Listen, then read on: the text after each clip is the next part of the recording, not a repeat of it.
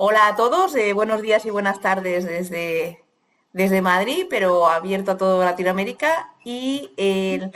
Hoy tenemos lugar de la segunda sesión de jornadas. Tenemos que dar gracias a Vicerrectorado de Investigación y Transferencia de la Universidad, que es quien permite esta actividad, y también al Vicedecanato de Bellas Artes, así como al Departamento de Pintura.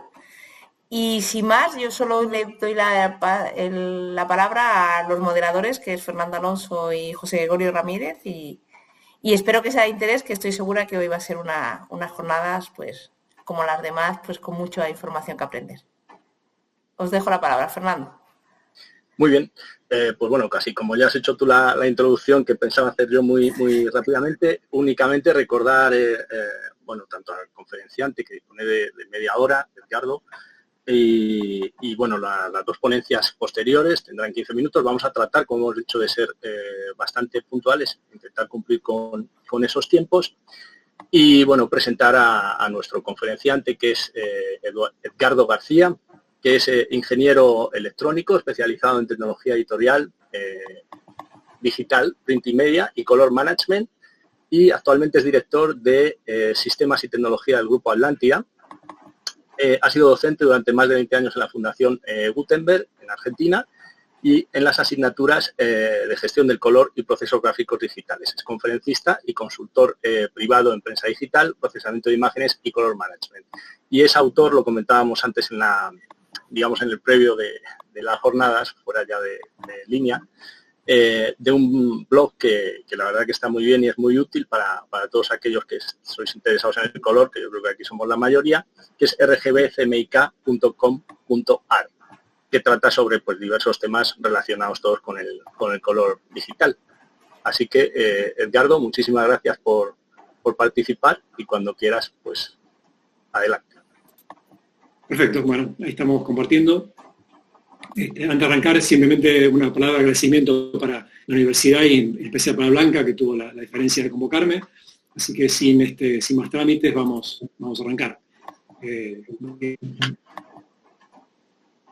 Bueno, la idea de la charla de hoy era acercarles a ustedes algunas nociones generales sobre lo que yo llamo gestión digital, que tiene que ver un poco con cómo tratar el problema de color consistentemente desde el punto de vista digital.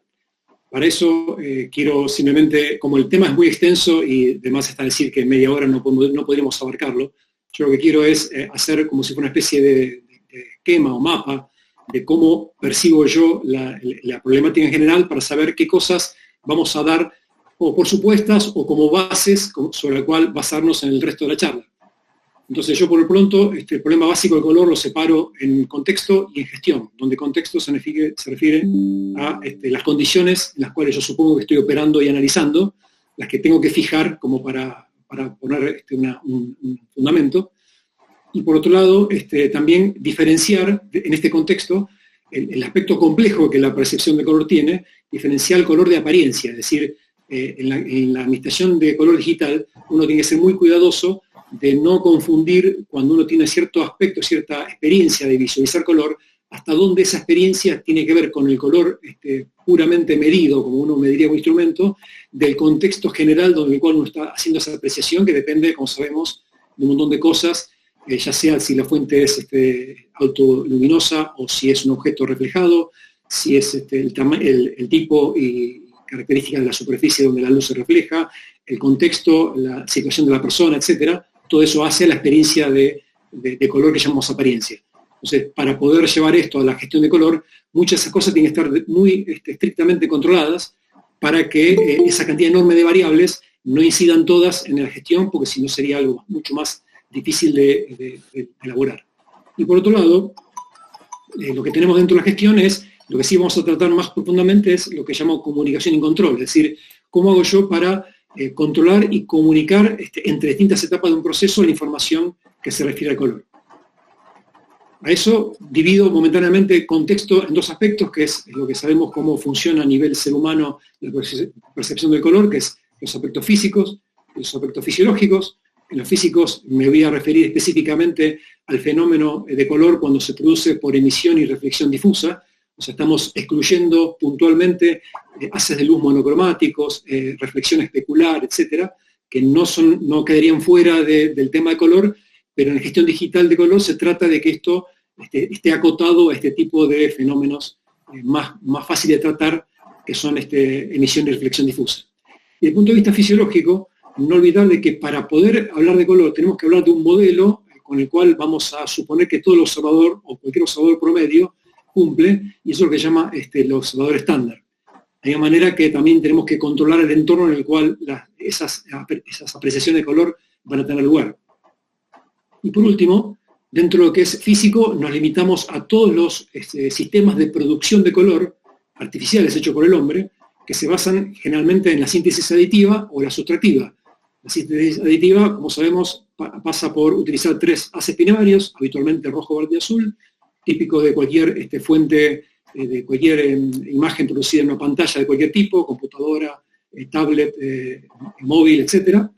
O bien mediante la síntesis sustractiva, que es la que interesa al momento de utilizar pinturas o pigmentos, que está basado en el modelo que ya conocemos, que es CMYK. Desde el punto de vista fisiológico, lo que vamos a tomar por supuesto también es que el observador estándar está perfectamente descrito por las curvas X y Z de la CIE, que son el sistema básico con el cual la colorimetría todavía en día de hoy se basa, que datan de la época de 1930, y sus derivados, como por ejemplo el diagrama de cromaticidad, que es solamente un mapa construido a partir de esas 3 curvas anteriores, y que si bien reduce el problema del color a solamente 2 dimensiones, y por eso se le llama también mapa, nos permiten hacer ciertos análisis sobre el color de manera un poco más sencilla por el hecho de reducir el número de dimensiones.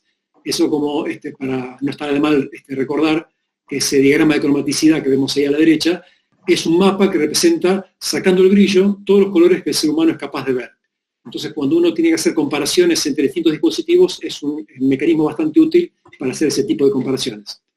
Por otro lado, tenemos también que el sistema, la gestión de color digital, se basa fuertemente en el modelo LAB, que está producido a partir de los anteriores y que tiene, a diferencia de X y Z, la particularidad que está creado para, dentro de la posibilidad, hacer que la diferencia, la uniformidad perceptual de este espacio sea uniforme.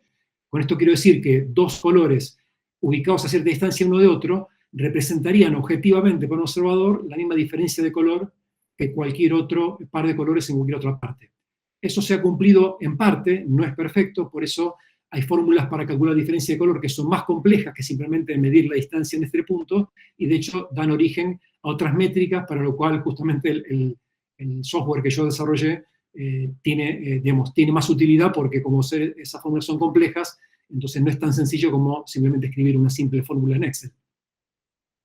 Por otro lado, lo que llamo condiciones de visualización, que es la luz bajo la cual voy a analizar para aquellos casos del color reflejado, tiene que ser una luz normalizada o una luz perfectamente caracterizada, para lo cual es muy común en la industria gráfica y en la industria textil utilizar los estándares conocidos como D50 o D65, que representan diversas condiciones de luz diurna, de la luz del sol, en diferentes momentos del día.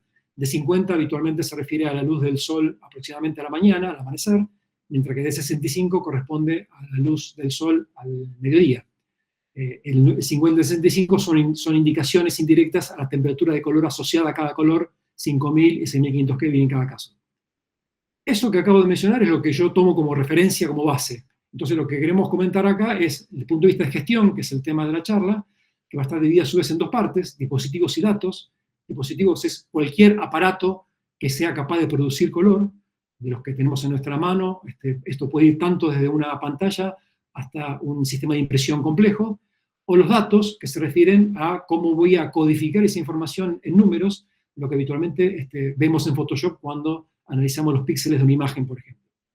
Dentro de lo que es dispositivos, hay 2 cosas muy importantes que hacer para poder meterlos, por decir así, dentro de un flujo de gestión de color, que son la caracterización y la calibración, 2 palabras que las personas que se asoman por primera vez a la gestión de color digital tienden a asustarse o a confundirlas, pensando que son lo mismo, que uno es sinónimo del otro, veremos que no. Y por otro lado, en la parte de datos, cómo hacer para manejar diferentes espacios de color y cómo comunicar de vuelta esos números de una etapa a otra.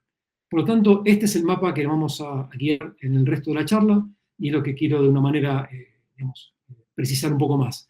De todas formas, tengamos en cuenta que lo que vamos a contar acá es apenas la punta del iceberg, o sea, hay mucho atrás de esto y es solamente más con la idea de comentarles a ustedes qué es o de qué se trata esto habitualmente y en lo posible despertar quizás más curiosidad, más preguntas para que ustedes puedan seguir investigando. Unas cosas más curiosas que a mí me sucedieron cuando empecé a trabajar con esto es que muchos impresores, porque en el área mía en su momento tenía que ver mucho con la gráfica, se sorprendían de decir, ¿por qué yo hasta este momento nunca me tuve que preocupar por la gestión digital de color y ahora de golpe sí? Entonces eso en un tiempo a mí me lanzó una búsqueda para ver si de alguna forma la gestión de color que ahora llamamos digital no existió en la era predigital, o sea, si no había gente que ya de alguna manera había anticipado este problema.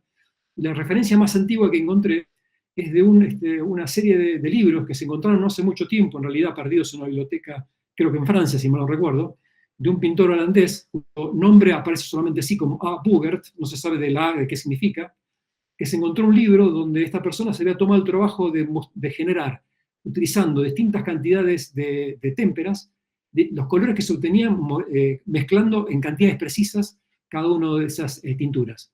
Y eso es lo que se podría llegar a decir una guía Pantone, pero hecha hace casi 300 años. Y con lo cual, esta necesidad de hacer este tipo de trabajo tiene claramente el objetivo de saber o de predecir qué color voy a obtener cuando mezclo determinada cantidad de pinturas. Eso es un antecedente de la gestión de color. Más adelante del tiempo, ya un poco más cerca, encontré lo que podemos llamar el primer caso documentado de una pérdida económica debido a un problema de color management, que se refiere a la venta de, en su momento, rollos de película de la empresa Kodak. Kodak en su momento fue la empresa más grande del mundo vendiendo este tipo de productos, y para abastecer un mercado grande, Kodak no podía imprimir todo su packaging en un solo lugar, sino que tenía que imprimirlo en varios talleres. El problema era que, al no haber una gestión de color uniforme, cada caja que salía de cada taller diferente era amarilla, pero de un amarillo distinto, como se puede ver en esta imagen, donde hay un montón de cajas de distintos colores de amarillo. Ese no hubiera sido tanto el problema, sino que los fotógrafos, cuando iban a buscar una caja de una película nueva, tendían a pensar que aquellas cajas con un amarillo más descolorido, más pálido, correspondían a un producto vencido y por lo tanto no lo compraban. Con lo cual quedaban en los estantes y finalmente los productos sí se vencían y por lo tanto tenían que desecharse y producían una pérdida económica. Parte de este problema lo detectó un tal Lawrence Herbert, que fue miembro de una empresa de impresión que después, al comprarla y por decir así, ordenarla gracias a sus conocimientos químicos, fue el fundador de Pantone. Es el primer intento por una especie de normalización de la obtención del color, que básicamente es normalizar las tintas o pigmentos que se utilizan para obtener colores de una gama determinada. Esa guía Pantone nos acompaña hasta el día de hoy, de hecho, porque mucha gente todavía habla de una guía Pantone como una referencia para poder buscar parche de color. Esto empieza a cambiar cuando ya se empieza a acercar a la gráfica, la tecnología digital, y lo que ustedes ven ahora es lo que se llama un equipo de pruebas, un Chromalin, un equipo tan difundido que durante mucho tiempo una prueba de color se le llamaba Chromalin, aún esté hecho en este equipo o no, por el hecho de que fue una de las marcas más conocidas. Este era un equipo que permitía obtener una referencia de color, una referencia impresa, a partir de las mismas películas que se utilizaban para luego imprimir, por ejemplo, en hueco grabado o en offset. Con lo cual uno podía tener de antemano una referencia precisa de cuál era el color que iba a obtener antes de entrar en máquina. Pero este equipo fue útil hasta que finalmente se inventó el computer to place, o sea, un sistema con el cual yo evito la película y puedo directamente ir a la forma impresora de datos digitales. Eso introdujo distintas tecnologías de chorro de tinta, de inkjet, para poder hacer el mismo trabajo, con la diferencia de que en vez de Chromalin depender de la película, el equipo de chorro de tinta depende exclusivamente de datos digitales. Entonces ahí aparece el problema que, a diferencia de Chromalin, donde yo podía simplemente comprar pigmentos perfectamente delineados con mis tintas en máquina, con una impresora inkjet no tenía esa posibilidad. Tenía que de alguna manera manipular los datos digitales para poder obtener el color que yo quería. Eso hace básicamente que separe estas dos tecnologías en un antes y después, un antes analógico y un después digital, y cambia la manera en que se percibe la gestión de color. Por un lado, podemos pensar que pasamos de una etapa que yo llamo de color dirigido, donde el color management existe, pero no es un problema mío del usuario, sino que es un problema del proveedor. es el proveedor el que se encarga de hacer que todo su sistema de tintas y pigmentos estén alineados entre sí. Y pasa a un sistema administrado donde el control de color lo pasa a tener el usuario, y como se suele decir en muchas oportunidades, con un gran poder viene una gran responsabilidad. Es decir, cada persona que tiene en sus manos el control del color que quiere obtener, tiene que de una manera saber qué tiene que hacer y qué técnicas aplicar para poder obtener ese color de manera correcta. Eso de una manera deja en claro que la gestión de color existió. La necesidad de la gestión de color viene por el lado de que, y acá me tomo la libertad de utilizar un ejemplo, dado que las jornadas son tanto de investigación como de docencia, quiero mostrarles también cuáles son los recursos pedagógicos que a veces utilizo cuando tengo que explicar este concepto. Entonces a mí me gusta arrancar por una idea que vi una vez, que me pareció bastante interesante como para utilizar de punto de referencia, de por qué hace falta gestionar el color. Entonces, olvidemos del color por un momento e imaginemos que tenemos esta tostadora en nuestra casa, con lo cual yo preparo mi desayuno todos los días. Obviamente, cada uno tiene su gusto en cuanto a qué grado de tostado prefiere en el pan, entonces vamos a suponer que yo me acostumbré que cuando esta tostadora la coloco en el punto 3, tengo el tostado exacto que a mí me gusta. Pero puede pasar de que me voy de vacaciones a otro lugar, o bien esta tostadora tarde o temprano se rompe y debo reemplazarla por otra, y la nueva tostadora que tengo en mis manos, bueno, obviamente es una tostadora, pero yo al ponerla en marcha, quizás un poco inocentemente, digo, bueno, lo voy a poner en 3, porque es el valor que a mí me sirvió para que la tostada estuviera como a mí me gusta. Bueno, resulta que la primera vez que la utilizo encuentro que la tostada sale así. Entonces, ¿qué es lo que pasó acá? Bueno, lo que pasó es que yo asumí, erróneamente, de que este número 3 formaba parte de un idioma común que todas las tostadoras comparten, que en realidad no. Porque en esta tostadora el 3 significa otro grado de tostado. Es más, esta tostadora podría haber tenido ni siquiera números, podría haber tenido letras, o una característica, o una escala descriptiva. Por ejemplo, poco, o bajo, mediano o alto, por ejemplo. Entonces, este problema, digamos, es bastante común en otras áreas, y en este contexto, esto es una analogía de esto. Es decir, donde yo tengo dos equipos diferentes que producen con los mismos datos cosas diferentes. Es decir, como si fueran dos impresoras que al darle los mismos porcentajes, en este caso CMYK, de cómo formar el color, en ambos casos le estoy diciendo 100% de magenta, 100% de amarillo, y sin embargo el color que obtengo es diferente. Esta es la necesidad de por qué el color tiene que ser gestionado. Porque si yo me pienso que los números son el color, me encuentro con este problema. Los números no son el color, los números son apenas una receta, con lo cual obtengo un color en determinado sistema. Y el color que obtengo no depende solamente de la cantidad de cada ingrediente, depende de la calidad de esos ingredientes. Y la calidad de esos ingredientes va a depender claramente del dispositivo en cuestión que yo estoy utilizando. Es más, pongamos al lado uno del otro, ¿cómo haría yo los colores básicos en cada uno de esos dos sistemas?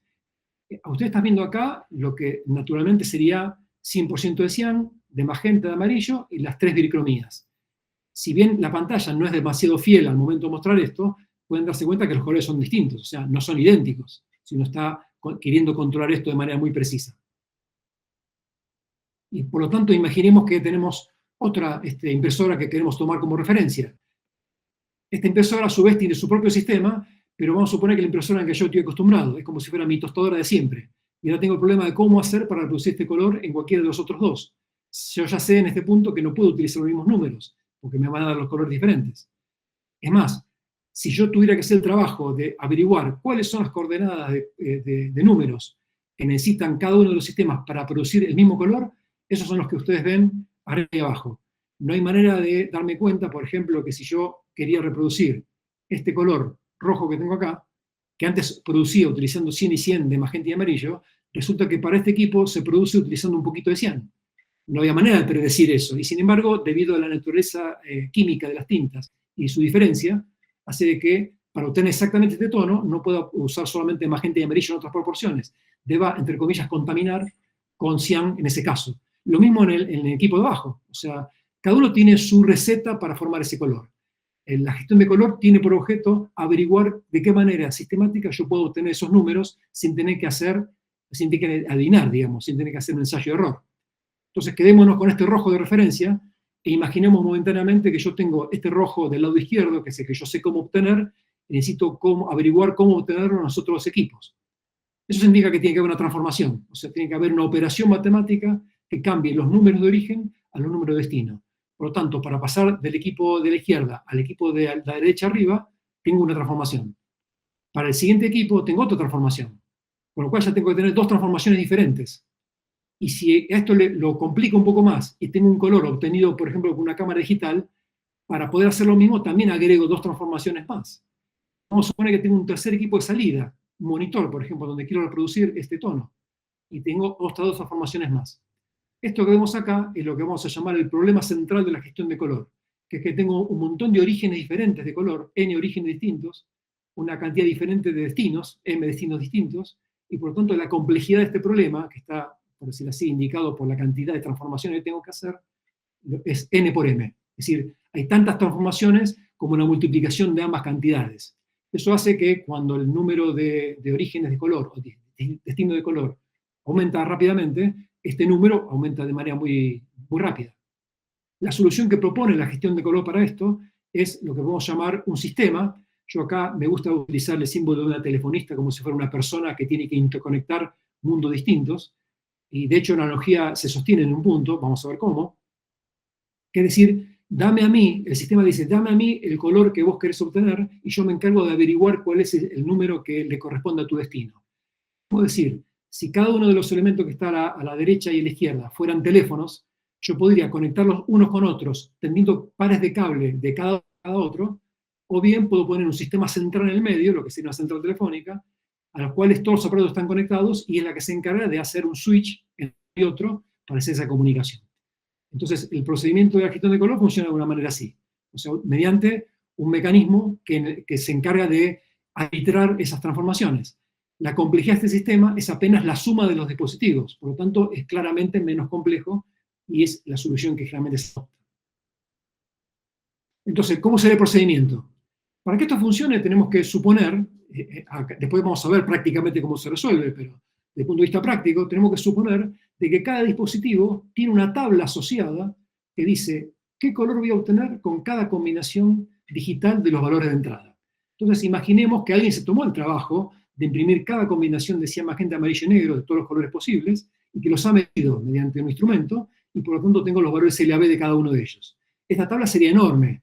En el caso de un equipo CMYK tendría más de 100 millones de entradas. Pero a los efectos didácticos, digamos, aceptemos por un momento que existe y que la tenemos en nuestra mano. Lo mismo para el segundo dispositivo.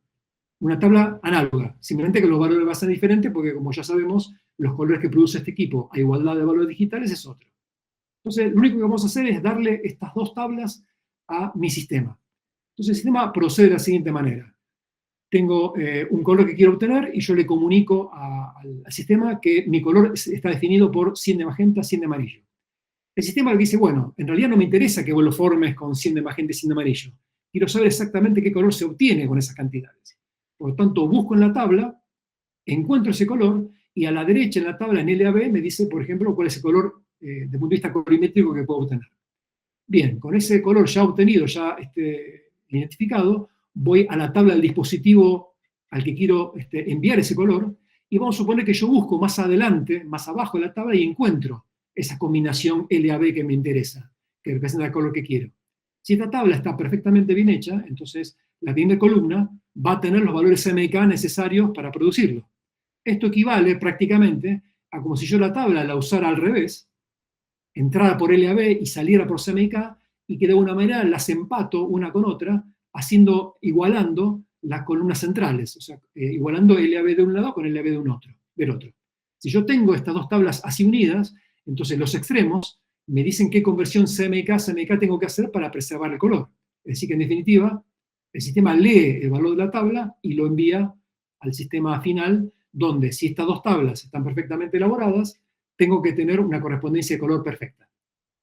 Este sistema es lo que en gestión de color se llama CMM, o Color Matching Module, por sus siglas en inglés, que es el encargado de hacer esta operación matemática y para lo cual necesita contar a la mano con las 2 tablas que representan el dispositivo de origen y el dispositivo de destino. El sistema o el espacio de color que yo utilizo para enlazar estas 2 tablas es lo que se llama Profile Connection Space, o espacio de conexión de perfil. Tiene que ser un sistema colorimétrico puro, por lo cual en la práctica se utiliza LAB o X y Z, y después, en ambos extremos, nos quedan lo que podríamos llamar el espacio de color de origen y el de destino. Es decir, los sistemas digamos, en los cuales están definidos los dispositivos en cuestión. Son CMYK en este ejemplo, pero podrían ser cualquiera de ellos RGB si se tratara, por ejemplo, de un monitor. Ahora bien, esto está definido mediante un consorcio llamado el ICC, que es el Consorcio de Color Internacional, y que fue el que definió de qué manera esta información se guarda en lo que se llama un perfil ICC. Es decir, esta organización dice cómo se guarda esto en un archivo cuya extensión habitualmente es ICC, y que contiene toda la información necesaria para poder saber colorimétricamente cómo se comporta un dispositivo. Este tipo de archivo es multiplataforma, es decir, no hay, por decir así, perfil color para Windows o para Mac. En todos los sistemas se reconocen igualmente, de manera que no debería haber, no hay problema de compatibilidad en ese sentido. Acá puede aparecer un problema, que es que yo asumí que en este ejemplo el color en el equipo destino estaba disponible, es decir, que yo lo encuentro en la tabla. Pero podría pasar perfectamente que no esté, porque si no está, significa que ese dispositivo no es capaz de reproducir ese color. Que es algo posible, ¿no? O sea, no todos los colores que el equipo puede reproducir son alcanzables en el otro. Entonces, ¿cómo se hace ese análisis? Acá es donde interviene el diagrama de cromaticidad que mencioné antes. Solamente para tener una idea, en este diagrama uno puede representar cuál es el gamut de cada dispositivo, es decir, el conjunto de los colores que ese equipo puede reproducir. En el caso de un monitor, típicamente es un triángulo. Los extremos son justamente los colores primarios de ese monitor.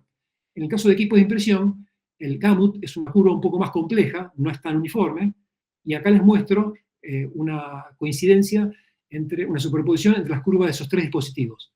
Este diagrama sirve para evaluar si un color determinado es reproducible en los tres o no, porque para que así sea, la ubicación del color en cuestión dentro de ese diagrama tiene que estar adentro de las tres curvas. Si está dentro de una, pero fuera de otra, significa que dentro de cuál está se puede reproducir, pero si está fuera de otra, significa que de ese dispositivo no puede reproducirla. Entonces, acá me permite anticipar problemas de conversión de gamuts, o sea, cuando tengo colores que me interesa reproducir, pero mi equipo de destino no puede hacerlo, y eso es típico de impresión, porque la impresión tiene en general, ustedes pueden ver acá, en la curva amarilla comparada con el polo blanco, que tiene una capacidad de reproducir color menor, un equipo offset, por ejemplo, que la que puede un monitor estándar. En ese caso, lo que hay que hacer es utilizar algo que se llama propósito de conversión, o en la jerga, en la bibliografía aparece también como rendering intents, que es básicamente una estrategia de elegir un color de reemplazo para aquellos colores que yo no puedo reproducir exactamente. Y lo vamos a reducir a dos estrategias fundamentales, llamados colorimétrico y perceptual. Y para darles a ustedes una idea, y de acá de vuelta utilizo un recurso didáctico para mostrarlo, el color es un tema tridimensional, pero difícil hacer este tipo de análisis y comparaciones en tres dimensiones. Entonces, acá, para simplificar, lo reduzco a una sola dimensión. Y vamos a suponer que tengo un espacio de color, que yo le puse espacio mayor, que tiene una gama solamente del rojo al amarillo, con todos los colores que ustedes ven en el medio, intermedios. Y vamos a suponer que yo quiero reproducir esta gama en otro espacio que llamo menor, que también tiene rojo y amarillo, pero no llega a un rojo tan saturado o un amarillo tan saturado. La cuestión es, ¿cómo hago para reproducir cualquier color del espacio mayor en el menor? Entonces, en principio detecto que hay toda una gama de colores que ambos pueden reproducir exactamente. Son los colores que están en gamut. Si me refiero al diagrama anterior, son aquellos colores que están dentro de ambos diagramas. En cambio, por fuera, me quedan los colores que llamo fuera de gamut, o sea, colores que en el dispositivo, que en el espacio original están, pero que no están en el espacio destino. La cuestión es cómo hago para convertirlos, o para reproducirlos.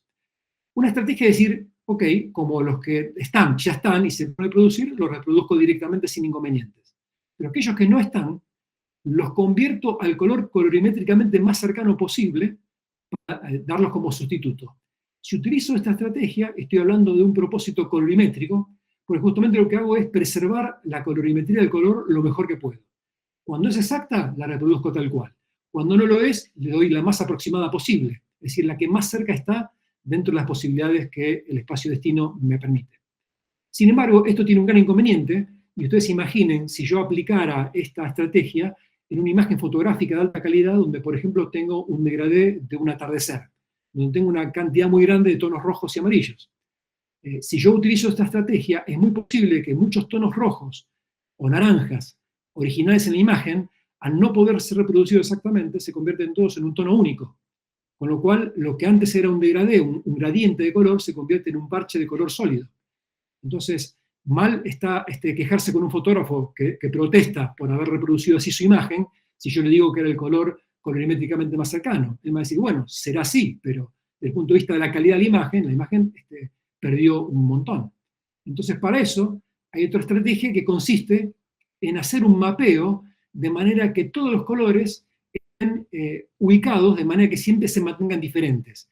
Y este tipo de estrategia se llama perceptual, que significa sacrificar algunos colores, por ejemplo, los que están aquí, al reproducirlos, dándole un color de reemplazo que en realidad no hubiera hecho falta, porque el color original estaba presente en el espacio destino, pero por decir así, le hicimos un poco de lugar para que los colores que quedaban afuera puedan tener también su lugar único, ¿no? Es casi como, y apelando a un ejemplo de aquí de Buenos Aires, que los que manejan colectivo dicen corriéndose al interior que al lugar, es como decir, por favor, acomódense, apriétense un poco más para que puedan entrar más pasajeros. Esto sería algo parecido. Hacer lugar a todos los colores para que todos entren, aunque no todos estén sentados, por decirlo de una manera muy coloquial. Les voy a mostrar un ejemplo ahora, como para ir redondeando, con una imagen sintética, cuál es la diferencia entre una estrategia y la otra. Acá, por ejemplo, les muestro una esfera iluminada, y lo que ven a la derecha es ese volumen, es en el espacio LAB, todos los colores que un sistema offset puede reproducir. En cambio van a ver esta especie de punto, de bastón que está ahí, representa los colores de la esfera. Y toda esa parte de arriba significa que son colores que no se pueden reproducir. Entonces, les muestro cómo queda. Esto es un mapa que muestra qué colores no pueden entrar en la reproducción offset. Es decir, que es una parte importante. Las partes más oscuras y más brillantes de la esfera no serían posibles de reproducir exactamente.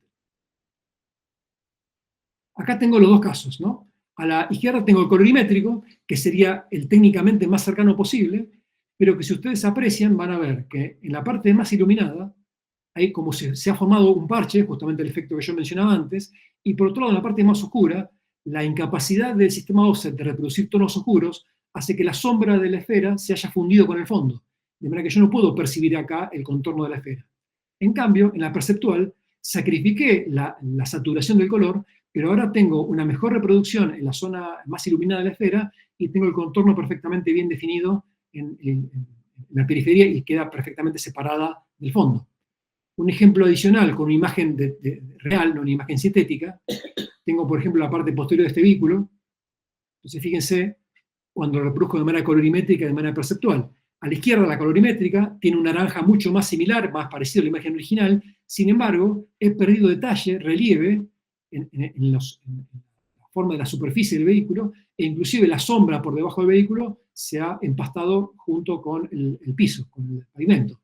Mientras que a la derecha, el naranja no tiene el mismo nivel de saturación, claramente el naranja ha perdido brillo en ese sentido, pero conservo mejor la reproducción del detalle del vehículo.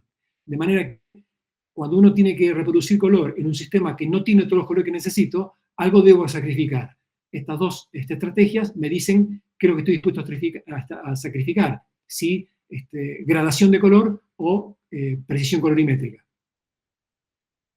Y por último, como para dejar claro qué significa la famosa separación entre perfilar y calibrar, quiero simplemente apuntar al hecho de que de este punto de vista nos conviene analizar o percibir un dispositivo cualquiera, y con esto me refiero a un dispositivo que reproduce color, es decir, un monitor, una impresora o lo que fuera, como una caja negra que yo no sé lo que tiene adentro, pero que simplemente me refiero a su entrada y su salida como las únicas cosas que yo conozco de ese dispositivo. Es decir, la entrada es algo que recibe datos digitales. Por ejemplo, si tengo algo que recibe información digital y la muestro en pantalla, ese dispositivo es un monitor, mientras que si lo que recibo son datos digitales, por ejemplo, en un PDF, y lo que tengo la salida es un trabajo impreso, diría que es una impresora. En ambos casos, lo que voy a hacer, o lo que voy a tener en cuenta, es que el dispositivo entran números que son CMYK o RGB, de acuerdo al caso, y salen valores colorimétricos que yo puedo medir en LAB. Hasta acá es lo que un dispositivo cualquiera puede hacer. Este dispositivo, por la manera que está construido, se supone que si todo fuera perfecto, el dispositivo, una vez que reproduce el color, lo va a hacer sistemáticamente de la misma manera. O sea, si esta prueba yo lo hago hoy, mañana, pasado, etc., siempre voy a tener el mismo resultado. Sabemos en la práctica que eso no sucede porque el dispositivo nunca se mantiene constante en el tiempo. Es decir, algo se modifica dentro del dispositivo. Entonces, acá donde viene el primer concepto. perfilar. Perfilar es obtener el perfil del color, es decir, poder anticipar qué color voy a obtener ante cualquier combinación de valores en su entrada. Eso es lo que hacemos cuando obtenemos el perfil ICC que obtuvimos antes.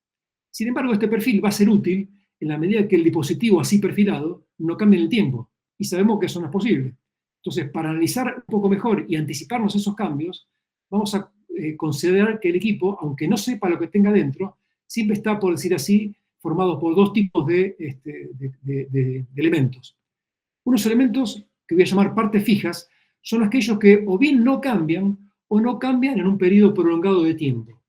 Por ejemplo, un caso puntual, un monitor, por ejemplo, puede ser que buena parte de sus componentes activos con el tiempo envejezcan, pero puedo pensar que mi monitor reproduce hoy esencialmente igual que como va a reproducir dentro de 2 meses. Quizás no así dentro de 3 años, pero entre 2 o 3 meses puedo suponer que en ese aspecto no ha cambiado. Sin embargo, siempre hay partes que voy a llamar partes variables y que sí van cambiando sensiblemente con el tiempo. Y que cambian porque el equipo cambió o envejeció, o cambió porque yo toqué algo. Por ejemplo, en un monitor, si yo modifico el brillo, he modificado yo una parte variable del equipo. Entonces, para que el equipo en su conjunto se comporte de manera constante, lo que es fijo ya lo es. Lo que es variable debo fijarlo. Esa parte de fijar las partes variables es lo que se llama calibrar. Es decir, cuando yo necesito fijar un equipo por completo, necesito anticipar qué partes pueden cambiar y fijarlas y hacer que cumplan con algún estándar. Por ejemplo, un caso muy sencillo. Tengo un monitor y quiero ajustar su brillo antes de obtener el perfil, entonces yo primero tengo que definir qué brillo quiero tener. Y una vez definido, tengo que constatar que lo tenga. Y con lo cual tengo que modificarlo hasta que efectivamente verifique ese valor. Hecho eso, recién entonces yo puedo obtener un perfil de color. Y que el perfil se hace habitualmente con el procedimiento en el caso de un equipo de impresión, se genera una carta de color. Esa carta de color es un archivo que tiene un montón de parches de color diferentes. Ese archivo va directamente al equipo de impresión en cuestión. Ese equipo de impresión genera un trabajo impreso bajo ese archivo. Ese trabajo impreso se mide mediante un espectrofotómetro y el espectrofotómetro obtiene los valores LAB correspondientes a cada parche medido. Esto entra a un sistema que con estos valores genera el perfil ICC y por lo tanto finalizo con un perfil ICC creado que va a representar ese equipo de impresión. Y finalmente, ¿cómo haría yo para hacer lo mismo en un monitor? Bueno, se hace parecido, simplemente que en el monitor generalmente se utiliza un mecanismo que es medir los parches de manera secuencial. Voy mostrando a la pantalla distintas cantidades de parches, hasta que finalmente el sistema los midió todos, y usando exactamente el mismo criterio anterior, relacionar en este caso RGB con LAB, tengo finalmente el perfil de color final. Y con eso tengo ambos perfiles ya creados. Después, digamos, yo acá, como ya estoy en tiempo, y no quiero extenderme más, me quedan 2 o 3 diapositivas, pero quiero ir directamente a la conclusión, como para no demorar más. Justo, Ricardo, discúlpame, justo te lo iba a hacer notar, digo, ya tenemos que ir cerrando. Perfecto, esta es la última diapositiva que quiero que quede como resumen, que esencialmente creo que tengo que yo tener en cuenta para gestionar color. Primero, calibrar y perfilar nuestro monitor o pantalla para poder saber que el color que veo es fidedigno. Definir los espacios de color con los que voy a trabajar, cuál es mi trabajo de espacio de color de referencia, si voy a trabajar en RGB, definir cuál de ellos va a ser. En CMYK lo típico es que si yo trabajo con un impresor, sea el impresor el que me diga cuál es su espacio de color. Configurar nuestras aplicaciones para trabajar con gestión de color. Convertir color entre espacios de manera consciente, o sea, saber elegir uno por uno mismo, qué estrategia hay que utilizar, si colorimétrico o perceptual. Y por último, incrustar el perfil de color para que aquella persona que reciba un trabajo nuestro sepa a qué color me refiero cuando está viendo en pantalla un documento cualquiera. Y ahí sí, entrego mi conferencia. Así que bueno, eso es todo, les agradezco. Estupendo, muchísimas gracias, Edgardo. La verdad que ha sido súper interesante. Yo creo que es un tema con el que todos, bueno, nos hemos peleado alguna vez, sobre todo los que, bueno, cuando empieza, ¿verdad?, uno a relacionarse con el color. Y bueno, voy a dar paso a José Gregorio, que me acompaña esta tarde presentando a los ponentes para que a su vez dé paso a la siguiente intervención de la tarde. José Gregorio. Ok, muchas gracias, Fernando. Buenas tardes a todos. Pues en este momento tengo el honor de presentar a Camila Assis Pérez Silva, profesora de la Universidad Federal de Río de Janeiro, quien nos compartirá su experiencia en la enseñanza del color a través de la ponencia titulada Enfoques significativos en la enseñanza del color.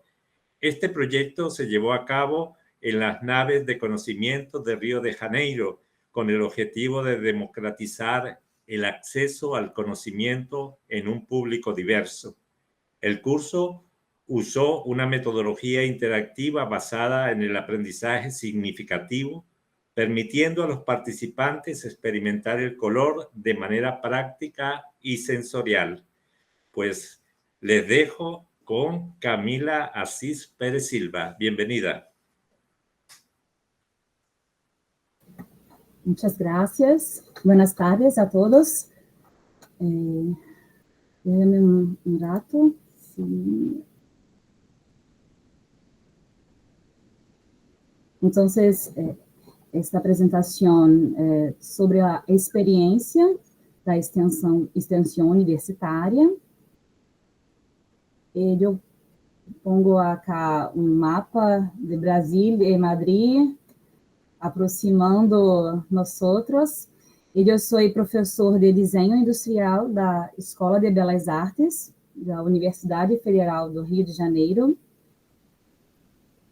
Eu sou hoje membro do grupo de estudo de enseñanza del color, do AIC Color and Color Literacy Group. Sou membro da Associação Brasileira de Colores, PROCOR, o link está cambiado acá, e sou líder do grupo de investigação e extensão em alfabetização visual. Este projeto é o primeiro projeto na comunidade fora dos muros da universidade. Então, esse trabalho específico é resultado de uma colaboração entre a universidade e o Departamento de Ciência e Tecnologia da cidade de Rio de Janeiro. E isto constou de 2 etapas: um curso de capacitação e seleção de ações a realizar em las naves ou barcos do conhecimento. E os barcos de conhecimento são este projeto da cidade de Rio de Janeiro, e acá tenho o mapa da cidade, e esses triângulos laranjas são as naves, e acá, sim.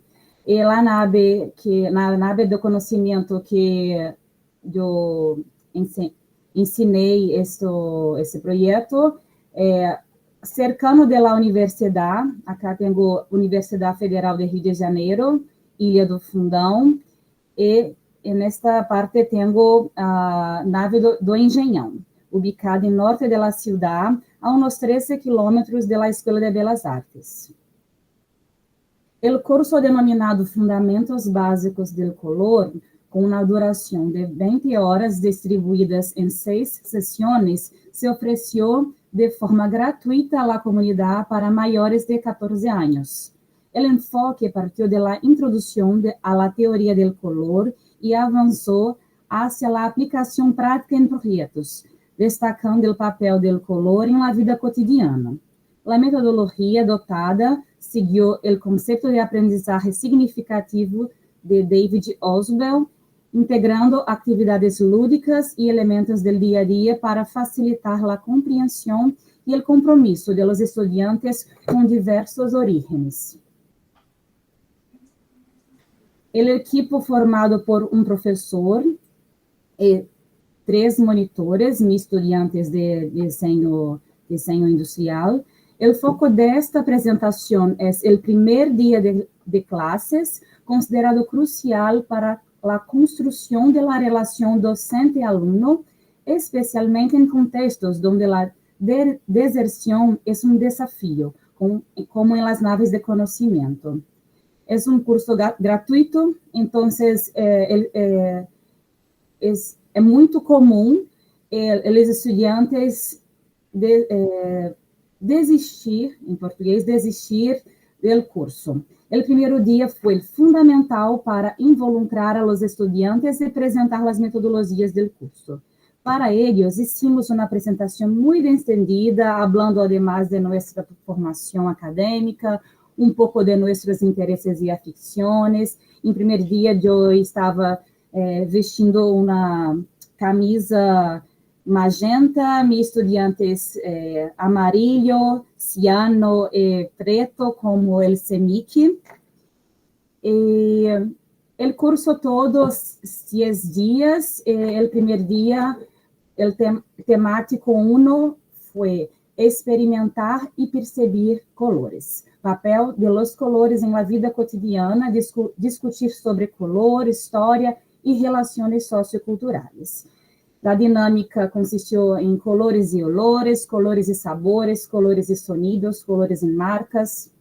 Esta es una ilustración para mostrar cómo enseñamos el color en nuestro primer día. Estación 1, codificación de muestras del color en CEMIC. Estación 2, ordenación de escalas cromáticas. Estación 3, atribuição de significados a los colores. Estação 4, la denominação de variações cromáticas. Estação 5, correspondências sensoriales entre color e olor. Estação 6, correspondências sensoriales entre color e sabor. Os estudiantes tuvieron unos minutos por hacer las actividades y entonces cambiar las estaciones. Veamos algunos resultados de esa dinámica. Esta imagen es colores y sabor. Entonces, los alumnos, ellos miravam la color de la doce bala, não sei como se diz em espanhol, doce bala, e tentavam adivinhar o sabor antes de comer a bala e o doce. Pero a estação 1, codificar as muestras de colores, nós apresentamos a cartela, chamamos em português Escala Europa. O grupo tenta identificar o código ciano, magenta, amarillo e preto, negro, todos juntos, cada um de los colores presentados. Presentamos 3 tipos de verde, colores muito cercanos. Isso é o resultado, muito parecido, que intenta provar que precisamos de um código para combinar e entender qual é a mesma cor das quais estamos falando. Estação 3, cada membro do grupo deve responder individualmente. Então, todos eles miravam 1, 2, 3, 4, 5, 6, 7, 9 colores. E nessa atividade, deverás indicar a primeira palavra que te viene à mente quando observas um determinado color. Mira cada um de los colores que se muestram. Escribe a primeira palavra que te venga à mente. Se não está seguro de mais de um, selecione o que melhor describa o color. Coloca as respostas dentro do sobre correspondente. Então, tivemos é interessante porque eles podem, cada um tem uma interpretação de o que é a color e podemos fazer conexões com o dia a dia. Bandeira do Brasil, temos esse tipo de verde. Repolho é uma folhagem que comemos, menta. E podemos ver nessas respostas que temos muitas similaridades com a literatura. Estação 4, denominação de variações cromáticas, ponemos 4 colores, tons de rosa, para eles dar uma característica a este rosa. Observe os colores mostrados, são deliberadamente similares. dale a cada uno de ellos un nombre compuesto. Coloca las respuestas dentro del sobre correspondiente. Y tenemos estas respuestas, manga rosa, guayaba, muy cercano de nuestra realidade e la vida cotidiana. Entonces, no final da aula e na aula seguinte, nós compartilhamos as respostas com os estudantes. Eles ficaram muito maravilhados e curiosos de ver que fazia tudo muito sentido, o que eles imaginavam, com o que de fato os colegas também imaginavam. O primeiro dia foi crucial para involucrar a los estudiantes e explorar o color de forma prática e interativa, además de servir de base para as seguintes atividades posteriores. Então, trago umas imágenes de los outros dias, em que cada dos estudantes pintaram o círculo cromático, deram nomes às cores que eles geravam, e isso é uma fala de uma das estudantes, Trícia, está acá. Realmente disfrutei mesclando e criando os colores manualmente. A prática foi muito divertida e estimulou meu lado criativo. Eso es un poquito de mi trabajo. Yo voy a dejar el tiempo que tenemos para conversación, si ustedes haber un interés, para manter mi contato, para que podamos hablar más sobre la enseñanza del color. Acá está mi endereço camila.assis@eba.frj.br. Muchas gracias por la oportunidad. Muchas gracias a ti, Camila. Yo creo que ha sido muy interesante siempre estas experiencias docentes. Yo creo que son fascinantes, ¿no? Compartirlas y poder, en fin, ponerlas aquí en un foro en el que podemos todos beneficiarnos de ellas, ¿no? Muchas gracias, Camila. Y además también porque te has ajustado muy bien al tiempo, ¿no? Sí, muy después. Se te ha entendido perfectamente, o sea que se te ha entendido muy bien. Bueno, pues vamos a dar paso a la última intervención del día por parte de Alfonso Claros Uzqueda, que es profesor de la Facultad de Arquitectura y Ciencias del Hábitat de la Universidad Mayor de San Simón, en Bolivia, con la ponencia El imperio de los grises. De repente puede ser un poco hasta la palabra apoteósico decir el imperio de los grises, ¿no? Que era mi propuesta para esta charla, pero resulta que siempre he pensado que los grises es lo que abunda en nuestro mundo exterior. Si ustedes se fijan en las ciudades, en el barrio, en donde estemos, va a haber una preponderancia de los grises claros, oscuros, medios, etcétera, etcétera, pero grises. ¿Por qué? Porque siempre en cualquier sólido de color, el concepto de color cromático y color acromático es el que tiene preponderancia. Por lo tanto, hay un dominio de los grises, ¿no? Aquí en la imagen que ustedes están viendo, siempre dentro del tema clásico, si quieren, de un color cromático con toda la escala de grises, fíjense aquí, el único color que no tiene grises es el rojo del vértice. Lo demás, todo está contaminado de grises. Contaminado, me refiero a una palabra en buen sentido, ¿no? O sea, tiene grises. Por lo tanto, he pensado siempre que cuando yo planteé en este misólido, siempre pensé que todos los vértices dentro del hexágono que tiene este sólido, los únicos lugares donde hay color cromático puro es simplemente en las esquinas de los triángulos. Por lo tanto, estas esquinas son puras. Lo demás tiene invasión de blanco, negro y los grises respectivos, ¿no? Fíjense, aquí hay un corte más o menos de la doble pirámide hexagonal de ambos lados, y hay unos cortes adentro. Y fíjense, nuevamente, insisto una vez más, que afuera, arriba entre el amarillo y el rojo, a la izquierda entre el verde y el cian, por ejemplo, solamente esas líneas son puras. Lo demás es dominio de los grises. Rápidamente les comento, cuando estaba en Alemania con el profesor Küppers, que ustedes están viendo acá, que tiene toda esta literatura y más todavía, yo le dije, yo creo, Harald, que tú lo que has enseñado en todos tus libros es el uso del gris. Estábamos en la autopista, él paró a la izquierda, se echó sobre el volante y me dijo, Alfonso, tienes razón. Y eso fue el mejor piropo que yo tuve de mi profesor. Bueno, fíjense ustedes aquí en la parte superior. Yo tengo magenta y verde repartidos en 3 lugares arriba.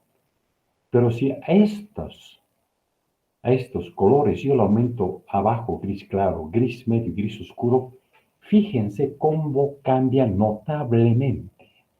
Siempre he dicho que el sólido color, el sistema búsqueda, es mayormente para pintura, o para mezclar colores en pintura. Entonces, fíjense cómo, agregándole gris, claro, gris medio y gris oscuro abajo, cómo cambia toda la parte de arriba. Tengo aquí amarillo y rojo. Y fíjense, estaban hablando de la cuatricromía, fíjense cómo el tono del rojo con el negro de repente ya comienza a tener efectos, y fíjense cómo he cambiado la cualidad o la calidad de arriba simplemente utilizando el gris claro, gris medio y gris oscuro, que no es otra cosa que blanco y negro en diferentes proporciones. Entonces creo que acá hay una receta que me parece muy interesante plantearla, porque da lugar a que fácilmente nosotros podamos acceder a otros matices muy interesantes, especialmente en diseño de interiores, por decirte, en arquitectura. Igual acá hay magenta y rojo, y fíjense abajo cómo logro cambiar notablemente esos colores. Entonces, dentro del sistema, el hexágono cromático arriba está con el gris claro y se tienen lo que ustedes están viendo, ¿no es cierto? Todas esas posibilidades. Voy al gris medio, al medio, exactamente, pero estoy hablando del gris medio perceptual, por favor, no 50 de negro y 50 de blanco. Y el gris oscuro. Entonces aquí comienza a aparecer un montón de elementos para meditar y decir y afirmar, yo creo, por la experiencia que tengo con mis alumnos, porque soy profesor de color, que si utilizamos el gris, nos da variadísimas situaciones, ¿no? Un ejemplo claro está, por ejemplo, que el hexágono cromático puede irse al blanco, al negro y al gris, ¿no? Pero hay aquí la posibilidad del gris claro, gris medio, gris oscuro, etcétera, etcétera, etcétera. Entonces, si se dan cuenta, la parte del gris, del blanco y negro, juega nomás, como les mostré al principio, una gran escenificación en todo lo que son matices de color. Nuevamente, acá tengo otro ejemplo con otra cromatía del sistema, donde está el hexágono cromático, en este caso que va hacia arriba, hacia el blanco. Fíjense cómo se va desaturando hacia la parte clara de arriba. O como también otro lugar del hexágono, como también se va desaturando hacia el gris claro, hacia la parte de arriba. Y donde dentro del mismo color estamos desaturando el color, lo estamos agrisando, y por lo tanto estamos encontrando una gran riqueza de matices que nos sirve especialmente, les decía, para el diseño de interiores y arquitectura. Otra cosa también para poner en consideración, esta es una lámina del profesor Küppers, fue mi profesor, que si nosotros juntamos amarillo, magenta y cian, tenemos un gris un poquito más oscuro que el gris claro, que está a la parte derecha. Si juntamos rojo, verde y azul, tenemos un gris oscuro. Entonces, podemos, obviamente, tendiendo las pinturas correctas que él tenía de la firma Schmincking alemanas, Si yo mezclaba amarillo, magenta, cian, todo se neutralizaba en gris, más o menos un poquito más claro que el gris medio, o se oscurecía con la mezcla del rojo, verde y azul.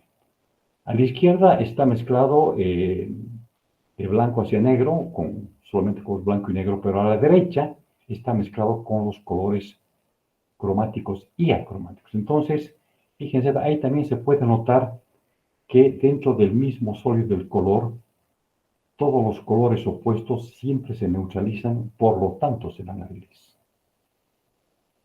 Yo puedo tener dos colores opuestos que siempre me seduce para poder combinar, ¿no es cierto? Y decir abajo en A que si domine uno, eso va a ser armónico.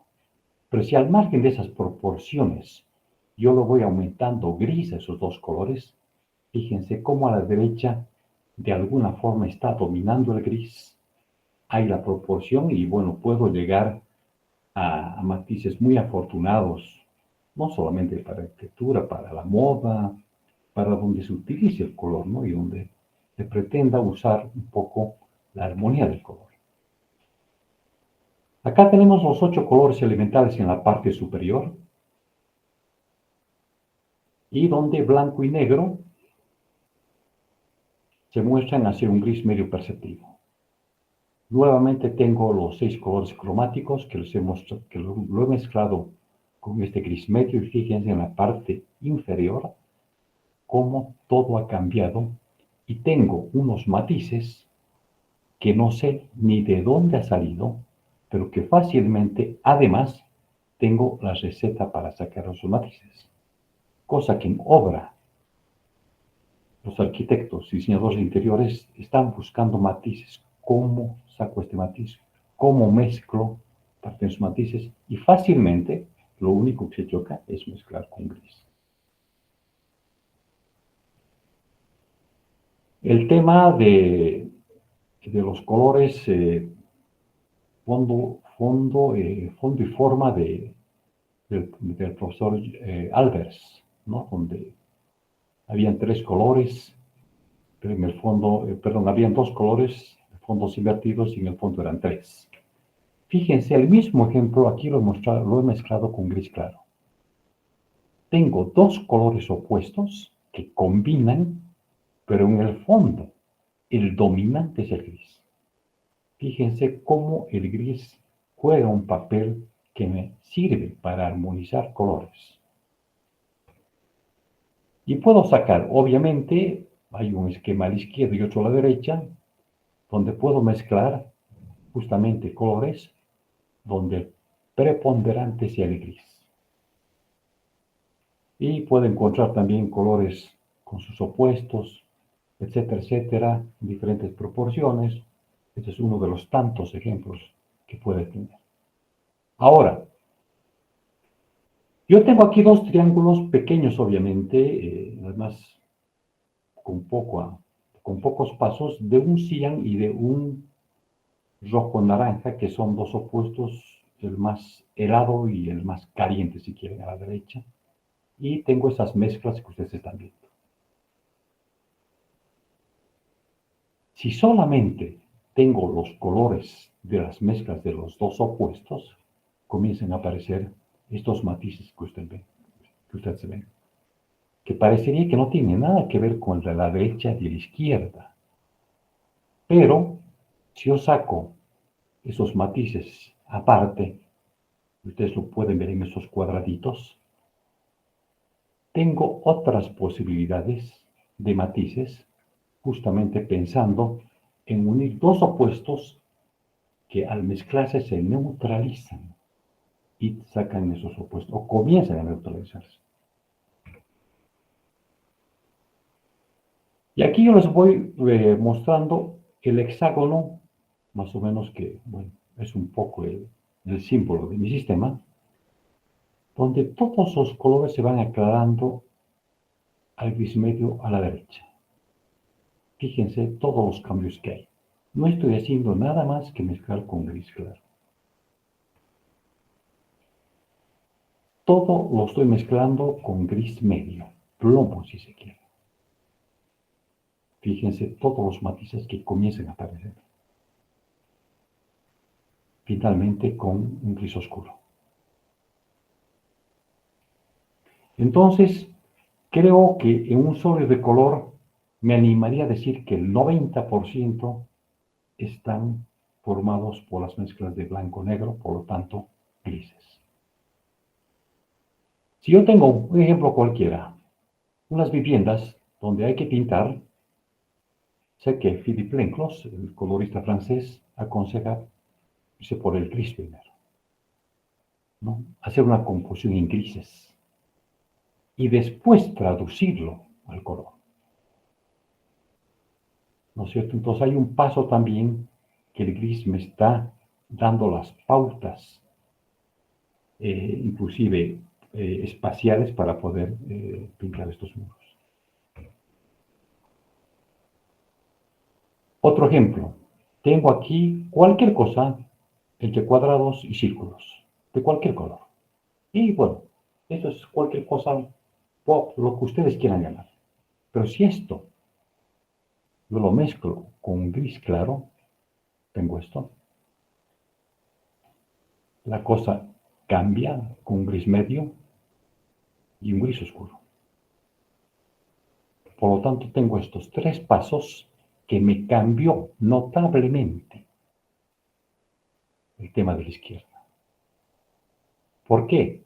Yo creo que conjugan mejor en los tres pequeños porque el dominante es gris claro, gris medio y gris oscuro.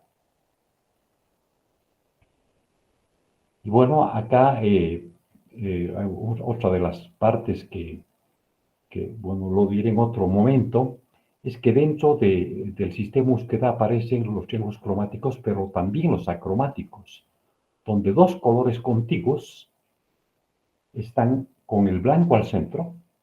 Fíjense en las combinaciones, los colores, con el gris claro, con el gris medio, con el gris más oscuro y finalmente con el negro. No he hecho nada más que incluir toda la parte acromática en el sistema. Y para terminar, tengo el sistema, el mismo, con otra geometría simplemente, que si le voy quitando, esto se va desaturando. Y tengo todos estos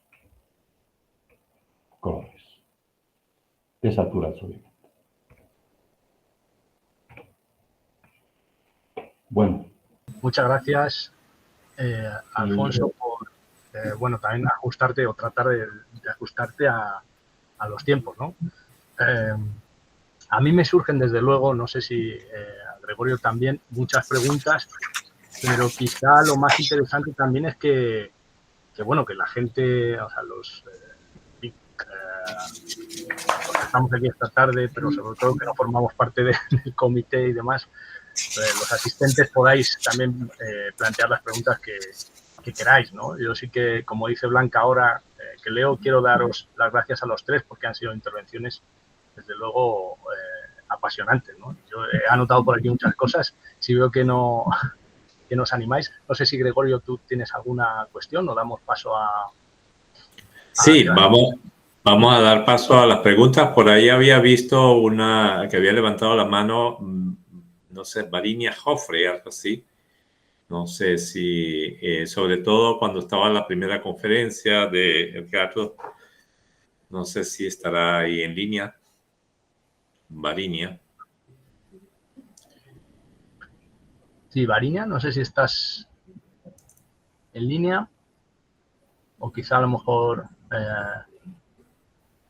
pues igual pulsó a lo mejor por error. Cualquier otra persona, si tenéis una pregunta, y si no, pasamos a plantear algunas cuestiones nosotros.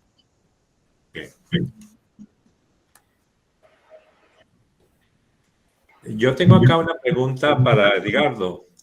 ¿Cuáles considera que son los errores más comunes en la gestión digital del color y cómo se pueden evitarse mediante la correcta calibración de los dispositivos? Bueno, el problema de la gestión de color en sí es que a priori parece para la mayoría algo bastante complejo de manejar, Y puedo asegurar de que, así como está ahora, ha simplificado bastante. Entiendo que como trabaja con... El gran problema de la gestión de color, digamos, es el conocimiento, si se quiere, en parte formato que requiere para implementar ciertas cosas. Y ese otro resquemor que uno tiene de tratar de introducir cuestiones en el color que uno cree que son automáticas o que uno por las cuales no tiene que preocuparse. Porque sobre todo durante mucho tiempo las personas han utilizado software, programas, etcétera, donde en un momento se les dijo que ese software estaba siendo gestionado en color y de golpe tienen que tomar decisiones con respecto a cosas que nunca han usado. Un ejemplo, Photoshop está gestionado automáticamente en color desde la versión 5. Han pasado muchas versiones, no sé ya ni perdí qué versión está ahora. Pero cuando uno está utilizando gestión de color, cuando uno está utilizando Photoshop, Photoshop tiene habilitado la gestión de color y no se puede deshabilitar. Significa que cuando uno instala Photoshop por primera vez, trae de fábrica una gestión de color preseteada, ¿sí? Y que si uno no la modifica de acuerdo a sus necesidades, está probablemente utilizando una gestión de color que no está adaptada a su necesidad. Ese es el primer obstáculo que uno puede mencionar respecto a la gestión de color. Un ejemplo muy sencillo que me ha pasado más de una vez. Depende del origen, ¿no? Sin hacer un tema con respecto a eso. Una persona puede conseguir, entre comillas, una versión de Photoshop que está en su máquina, otra persona hace lo mismo, pero resulta que uno la consiguió en español y otro la consiguió en inglés. Que cuando Photoshop se instala en español, asume que está en Europa, por España, y por lo tanto, a nivel de impresión de CMYK, asume estándar europeo. En cambio, si está instalado en inglés, asume que es Estados Unidos, por lo tanto, asume el estándar americano.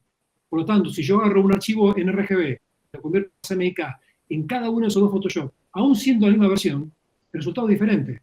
Porque Photoshop, o mejor dicho Adobe, asumió por mi ubicación, o mejor dicho, por el idioma en que está el software, qué sistema de color supuestamente yo utilizo.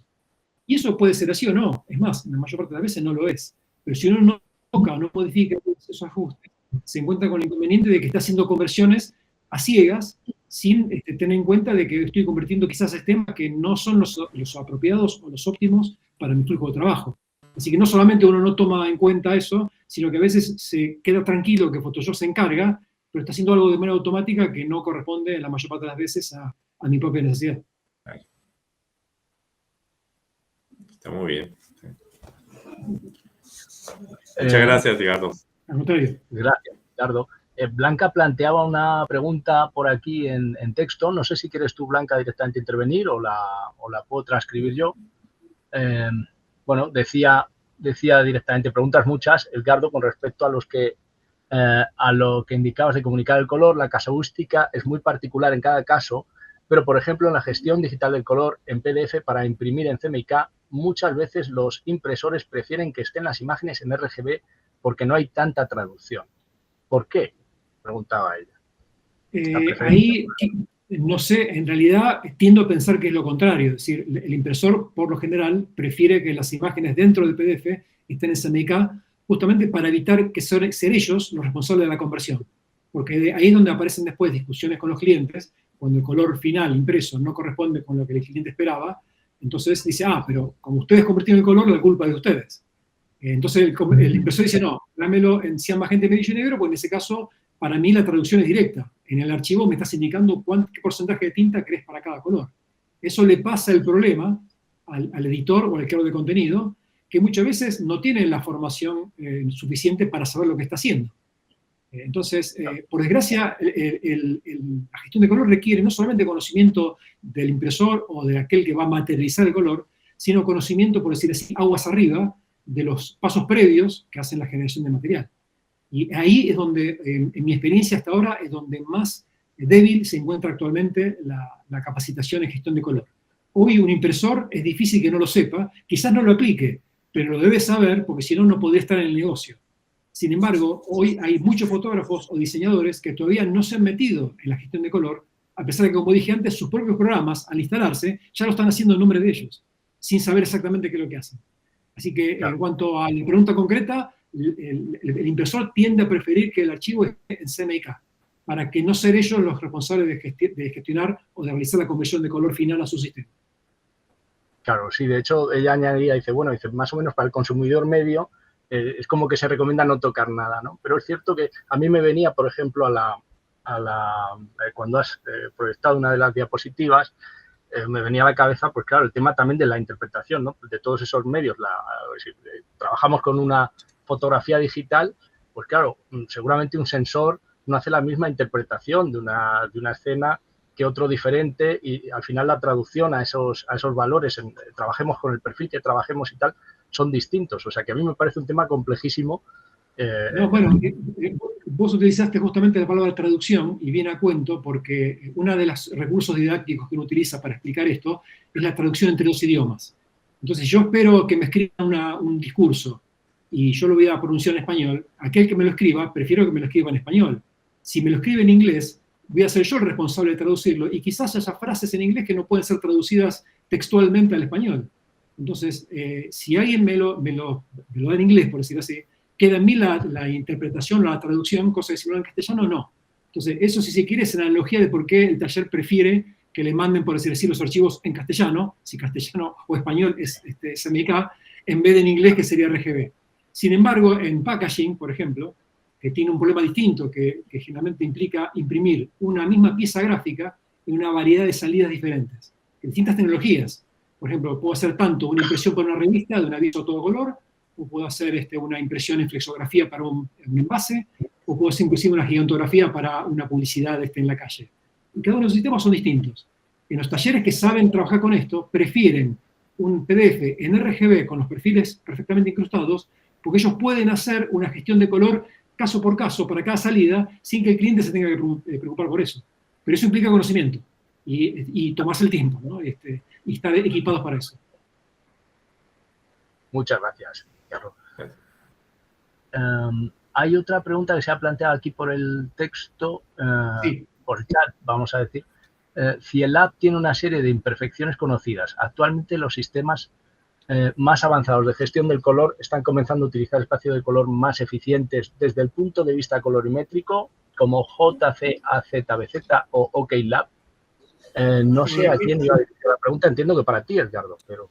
Bien, sí, bueno, yo con respecto a eso puedo decir que EAB tiene algunas imperfecciones que de hecho fueron detectadas bastante poco después de su invención. EAB fue inventado en el 76. Y 2 o 3 años después ya se le empezaron a ver, por decir así, las fallas que tenía, que, digamos, son fallas de no haber logrado el propósito que se propuso. El propósito que se propuso LAB es ser un espacio, un sistema perceptualmente uniforme. Significa que no importa dónde yo mida, en qué escala, en qué área cromática estén viendo la diferencia de color, esa diferencia es representativa independientemente si esté hablando de rojos, amarillos, verdes o lo que fuera. Resulta que la industria textil se dio cuenta rápidamente que no era tan así. O sea, era mejor que todos los sistemas anteriores, pero todavía no llegaba a la talla de poder llamarlo solemnemente un sistema uniforme, perceptualmente uniforme. Es por eso que después ahí dijeron, bueno, hay dos caminos. O altero el LAB para que efectivamente cumpla eso, o bien modifico la fórmula para que tenga en cuenta esas pequeñas diferencias en cada parte del color. Lamentablemente se hizo lo segundo por un tema de rapidez y de practicidad. Entonces, las fórmulas de delta E, que son las que utilizan para medir color, fueron evolucionando con el tiempo para cubrir la deficiencia del LAB. Con respecto a esos espacios novedosos que se comentan ahora, como el JZ, ZBZ y demás, hay otros más también, es cierto que prometen y aparentemente tienen mejor uniformidad perceptual, pero todavía no han sido utilizados a gran escala por muchas razones. Primero porque, digamos, no hay un consenso generalizado de cuál de ellos es el mejor. Y hasta qué punto realmente son una solución definitiva. Y por otro lado, porque la industria siempre es muy lenta para adoptar cambios, sobre todo cuando tiene ya una tecnología, una inversión hecha en cosas que le han probado funcionar. Entonces, lamentablemente hoy no hay mucho aliciente para que la industria pase a un sistema de color mejor hasta que no muestre que las ventajas son tremendamente superiores con respecto a lo anterior. Así, por ahora ese diferencial no está permitiendo hacer ese salto de calidad que imagino que tarde o temprano se hará, pero pasa que hoy parece que no es el momento. Gracias, Ricardo. Gregorio, no sé si tienes o alguien de los asistentes, si alguno de los asistentes tiene alguna pregunta, si no yo tengo alguna cuestión más, pero sí me gustaría que aprovecharais para intervenir, ¿no? Si tenéis... Ahí veo en el chat una pregunta para Alfonso. Efectivamente, sí. Hay aquí una Perdón, una pregunta para Alfonso que voy a leer. Alfonso, me han interesado mucho los esquemas. Bueno, perdón, esto no sé si es... Sí, efectivamente, me han interesado mucho los esquemas. María Reyes González Vida, que la veo por ahí. Muy didácticos, pero la imagen de las casas para pasar a grises y de ahí el color, por ejemplo, me ha parecido especialmente interesante. Me gustaría saber cómo trabajas estos conceptos en clase, qué ejercicios planteas de este tipo. Muchas veces los estudiantes se cansan de hacer ejercicios prácticos que representan círculos cromáticos o escalas de color. Me gustaría saber qué estrategias empleas para trabajar los grises en clase. Alfonso, si nos puedes dar alguna idea de esas estrategias por las que pregunta María Reyes. No sé si Alfonso, a ver. No sé si Alfonso, ahora, Alfonso. ¿Has oído la pregunta? El micrófono, Alfonso, el micrófono. El micrófono, sí, que está desconectado. Me quiero disculpar, aquí ha hecho mucho viento, el internet se corta, viene, mil disculpas por eso. Bueno, yo tomé muy en cuenta, especialmente para pasar de grises a claros, que no es mi sistema, la verdad, es el sistema de Philip Lenklos, que tiene en su libro, creo que es... Parece interesante porque primero hago una traducción de los equivalentes entre los cromáticos y los colores acromáticos, entre los grises y la correlación con todo el cromatismo, y en base a eso, primero hago componer, ¿no? Pero componer las masas de grises. Y después recién hago traducir eso al equivalente al color. ¿No? Por decirlo en forma fácil, ¿no? Quién sabe, es un poquito más complejo que eso. Y eso es lo que me sirve además para que, además de sacar esos tonos de color, automáticamente esos tonos están ya mezclados con el gris que yo quiero sacar, con esos tonos que quiero que son equivalentes a la parte acromática. Entonces, si aquí está la parte acromática, aquí está la parte cromática, esta conjunción es la que me va a dar los matices más interesantes que después no voy a saber de dónde ha salido, pero que fácilmente tengo la receta porque son los equivalentes. No sé, María Reyes, si me explico en algo. Sí, sin duda. Sí. Muchísimas gracias, Alfonso, sí. Ok. Soy profesor de color también aquí en la Facultad de Arquitectura y, bueno, ese es un poco ha sido mi especialidad. Si quieren. Gracias, Alfonso. ¿Hay alguna pregunta más en el chat? No sé si quieres leerlas, Gregorio. Tienes el micrófono. Activa el micro. Ahí está. Ok, estamos acá. Creo que Blanca planteaba justo debajo de María Reyes otra pregunta para Alfonso. Blanca tiene una acá para Camila. Estas iniciativas, en cuanto a la ponencia de Camila, estas iniciativas tienen continuidad y van a haber ediciones posteriores en otras zonas para poder comparar experiencias por zonas, edades e intereses. Sí, Blanca, se não se incomodar, eu vou falar um pouco de portunhol, porque eu hablo francês e inglês e é difícil para mim, mas essa experiência, eu já dou aula de cor há 12 anos, então eu venho aprimorando com os meus alunos da graduação, que tem de 17 a 24 anos.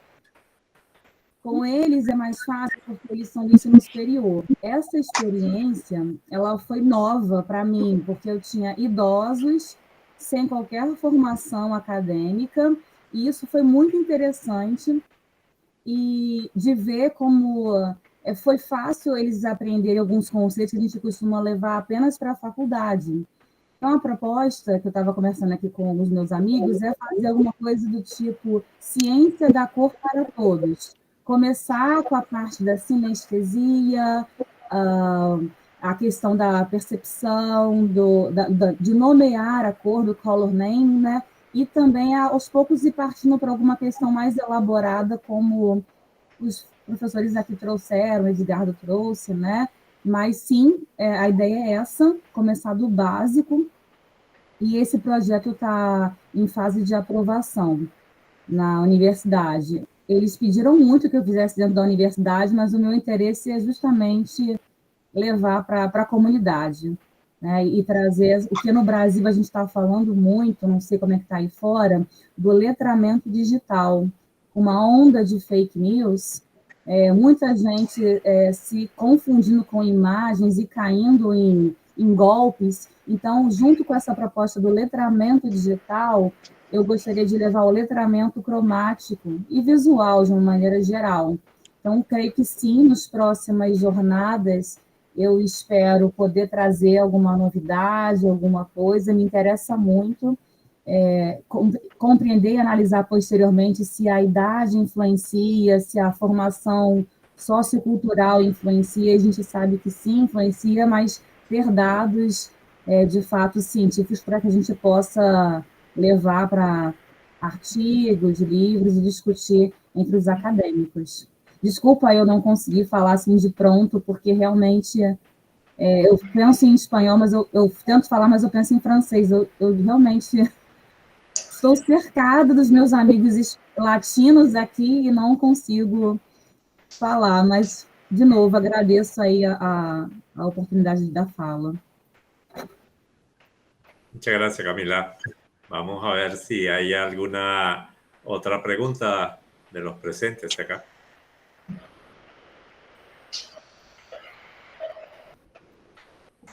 Yo le quería preguntar a Alfonso, que si me quedaba ahí, bueno, en principio lo intentaba hacer aquí en el chat por no interrumpir mucho, pero sí que tengo una pregunta con respecto a los grises, porque como tu sistema es matérico, que trabaja con el material, cuando tú trabajas en blanco y negro y vas haciendo las escalas en grises, no siempre tienen el mismo tránsito que tiene cuando las mezclas con cualquier color de los que hablabas saturados. Entonces, las escalas que se producen de gris, nosotros, yo siguiendo a Aquasante, que ha sido una persona aquí que ha trabajado mucho con las escalas de color, se desvían.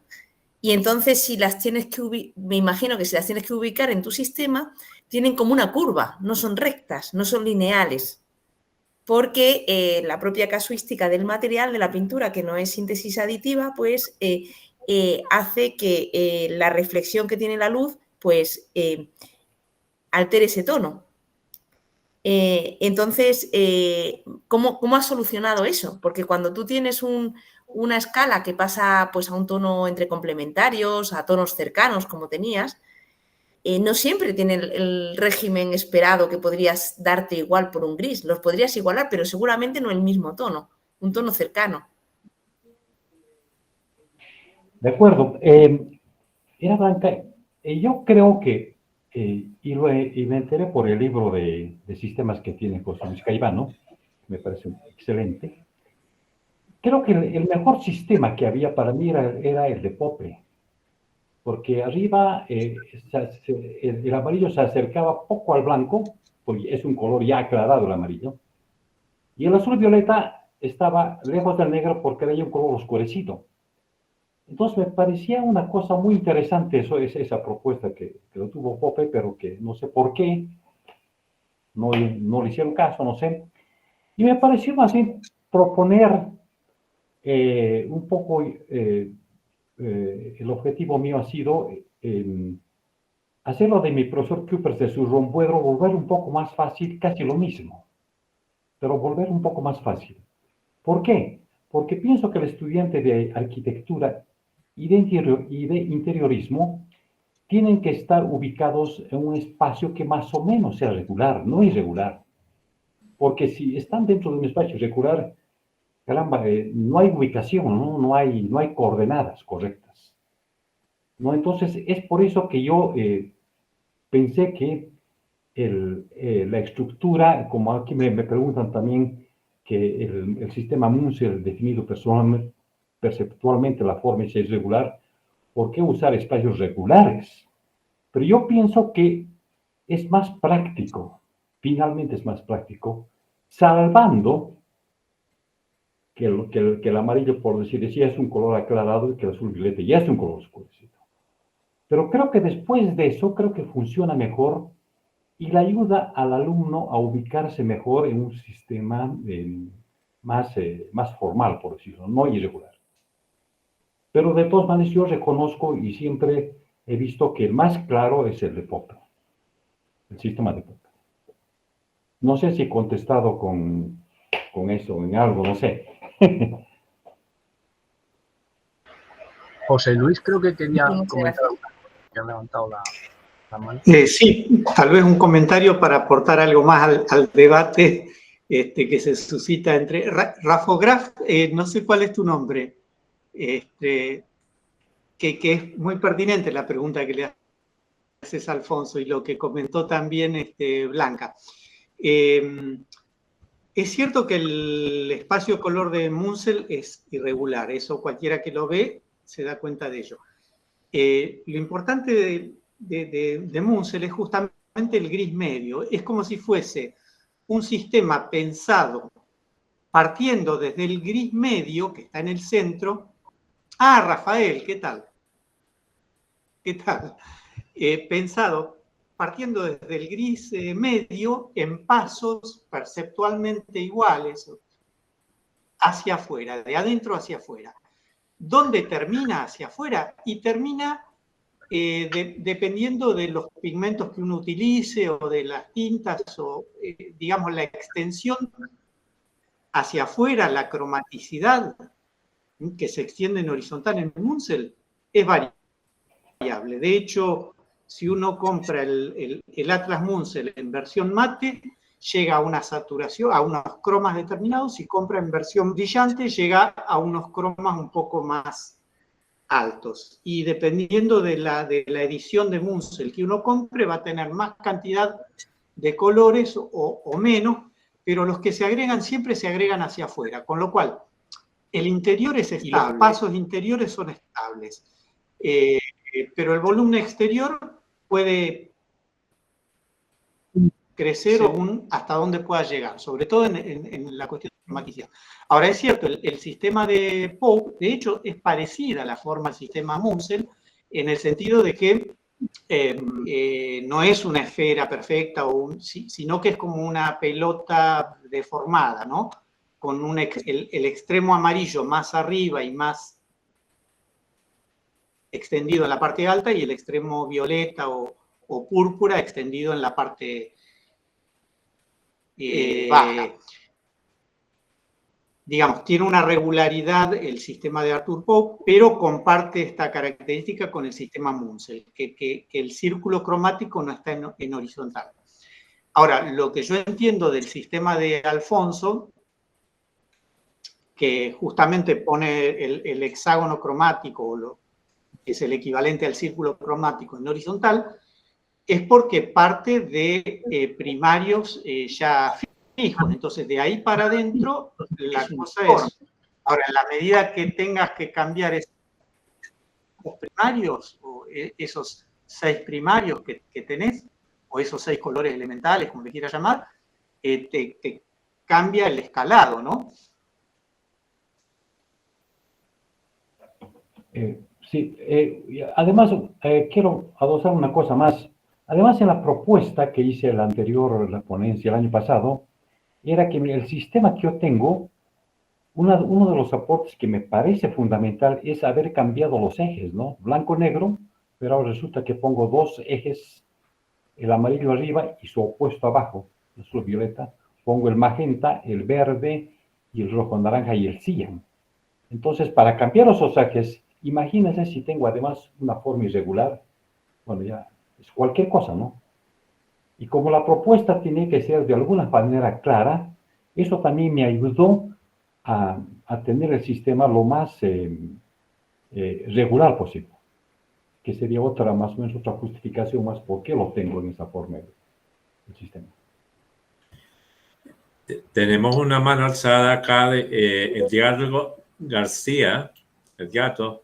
Sí, no, solamente era justo José Luis, iba al punto que yo le iba a completar o agregar a lo que ya había explicado Alfonso, más que nada porque tiene que ver con lo mío, que es Munsell tiene una forma irregular porque fue creado, como explicó José Luis muy bien, para que sea perceptualmente uniforme. Por eso en la industria, un modelo, si no es perceptualmente uniforme, es como que no tiene mucha aplicación, porque me interesa medir con un solo número la diferencia de color. Y para eso es necesario que sea perceptualmente uniforme. Ahora, una vez que nos enteramos que el color es tridimensional, cualquier forma que me resulte conveniente, o de escribir el color, o de enseñarlo, o de hallar correspondencias, siempre va a ser útil porque va a estar creado en función de una aplicación concreta. La realidad es que ha habido investigadores que han representado el color de casi cualquier objeto tridimensional imaginable. Esferas, pirámides, de cilindros, de todo tipo. Todos ellos pensando que estaban buscando algo que en realidad no ponerse de acuerdo, en realidad era porque todos eran válidos, en el sentido que todos representaciones tridimensionales que uno puede utilizar. Si uno quiere ir a una canónica donde el modelo está construido en pos de algo, es Munsell, porque ahí hay un criterio que tiene que ver con la uniformidad perceptual. Y de hecho, si ustedes recuerdan, si se puede ver el video que queda grabado, en el modelo LAB que yo puse ahí en 3 dimensiones, la forma del modelo LAB es muy similar a la de Munsell porque así está construido. Es decir, ambos buscan el mismo objetivo y por lo tanto terminan adoptando la misma forma. Saliendo de esa imposición, uno tiene libertad de elegir, entonces ahí donde la propuesta de Alfonso tiene sentido a los efectos de poder ubicar o de poder utilizar una representación que sea útil para su propósito. Sí, es cierto. O sea, un volumen LAB que representa el gamut o la extensión de colores pigmentos es muy similar al Munsell. Ahora, si lo que queremos representar en el LAB es el gamut de colores RGB, bueno, ahí seguramente va a ser distinto. El volumen resultante, ¿no?, de ese gamut. Porque Edgardo, claro, mostró los gamuts en el sistema CIE 1931, en un plano, pero en realidad estamos hablando siempre de 3 dimensiones. Eso hay que llevarlo a la tercera dimensión. Sí, por supuesto. Claro, ahí solamente para ir a la parte de mayor cromaticidad, esa parte de ahí. Obviamente eso no nos muestra si un espacio u otro tienen un nivel de blanco o de negro superior al de sí, como para saber si hay una limitación por ese lado, ¿no? Cualquier representación bidimensional del color siempre va a ser incompleta. Claro. Una pregunta, Edgardo. ¿Siguen dando los cursos de color en la Fundación Gutenberg y haciendo los foros de color management que recuerdo de hace unos años?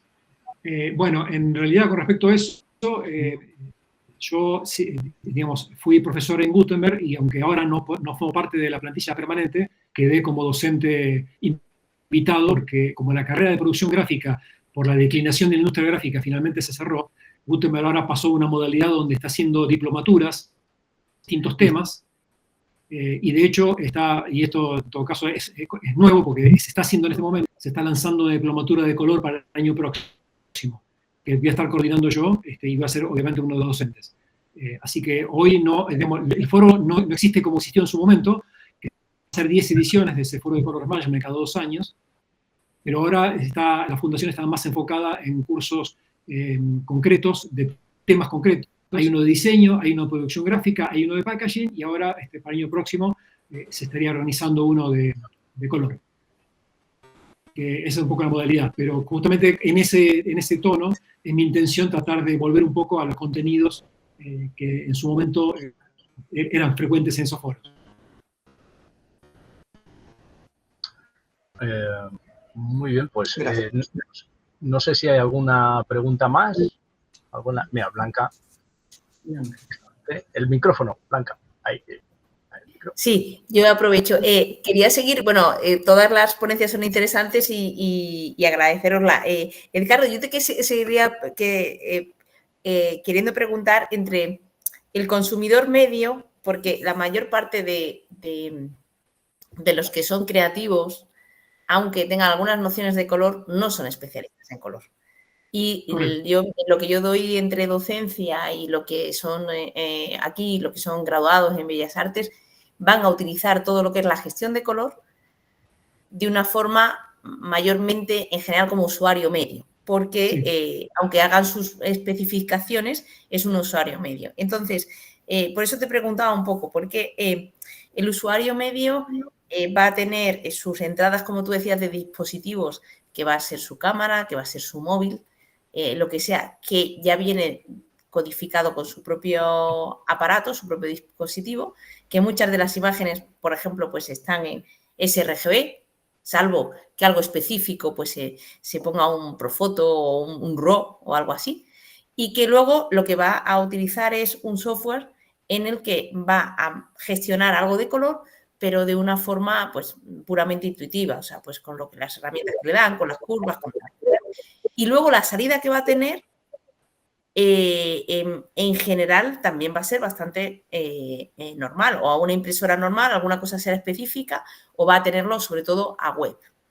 Entonces, en ese sentido, por eso te decía con lo de las traducciones, cuando tú vas mirando las manuales, los manuales es, si no lo tienes calibrado, si no vas a tener una salida directa, si no tienes algo tan específico, la recomendación general es mueve lo menos posible, porque todo supondrá pues una traducción. Pero claro, todo eso va creando problemas de traducción. Yo me sirve el símil de traducir del lenguaje. Entonces va creando problemas de traducción, con lo cual, claro, el propio creativo, pues, de lo que está haciendo a lo que sale es otra cosa. Entonces, ¿qué pautas, que son erróneas a lo mejor de lo que yo he dicho, o le dirías que deberían de tener nuestros creativos, que no van a tener ya una salida directa porque no van a ser unos especialistas en impresión, en tal? ¿Qué pautas le dirías a ellos? Es muy difícil porque realmente lo digital permitió que existieran un montón de alternativas o de flujos de trabajo muy distintos y no hay una receta que sea la ideal para cualquiera de ellos. En general, los equipos de consumo, hablando por ejemplo de una cámara digital de consumo, una impresora inkjet que yo puedo comprar para mi casa, están armadas en la suposición de que justamente el usuario no va a tocar nada. Si él no hace nada de eso, no puede esperar una correspondencia perfecta de color, pero puede esperar resultados consistentes. Con esto quiero decir que si imprimo la foto de una naranja, no va a salir verde. Pero no mucho más que eso.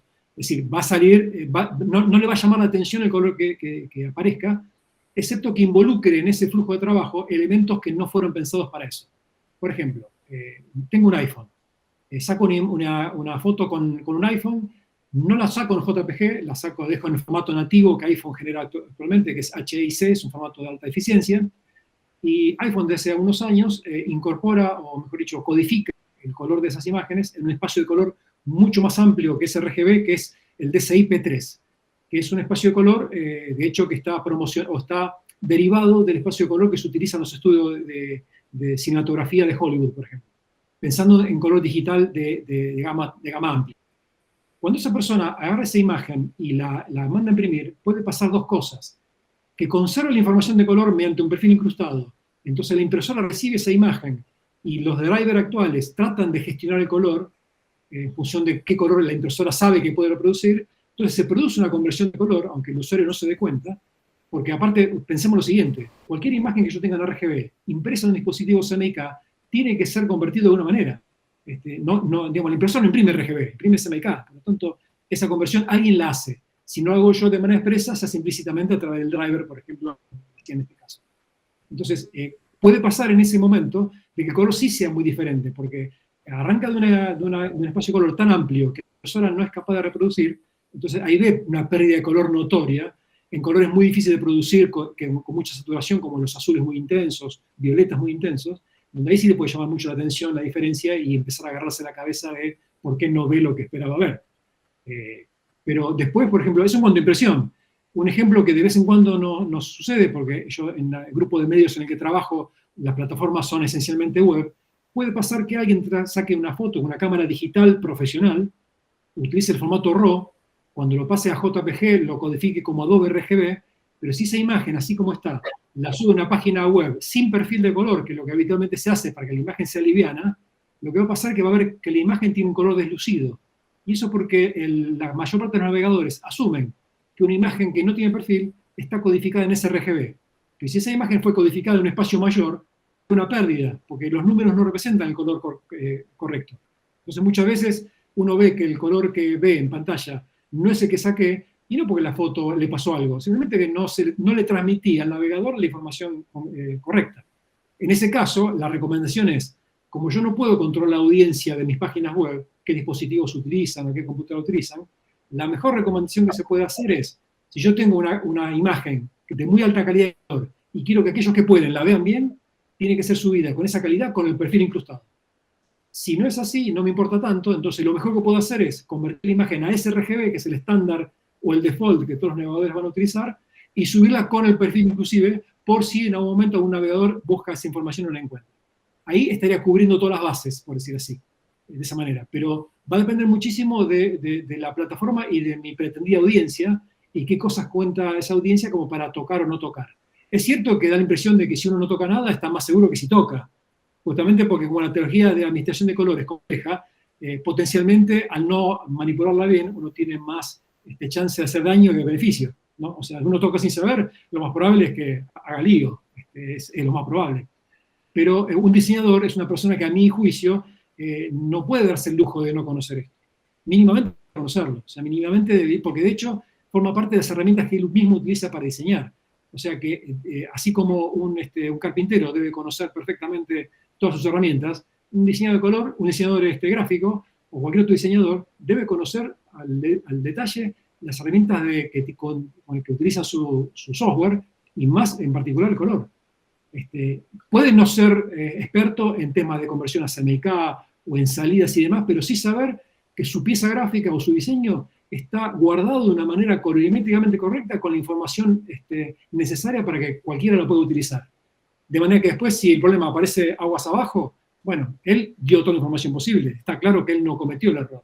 Pero si no tiene esa particularidad o ese precepto, bueno, entremos en un terreno donde empiezan las discusiones. Que vos me lo mandaste mal, que estaba en CMYK, yo te lo viste RGB o al revés, etc. Entonces, como dije, es difícil ir a una solución de bien para todos.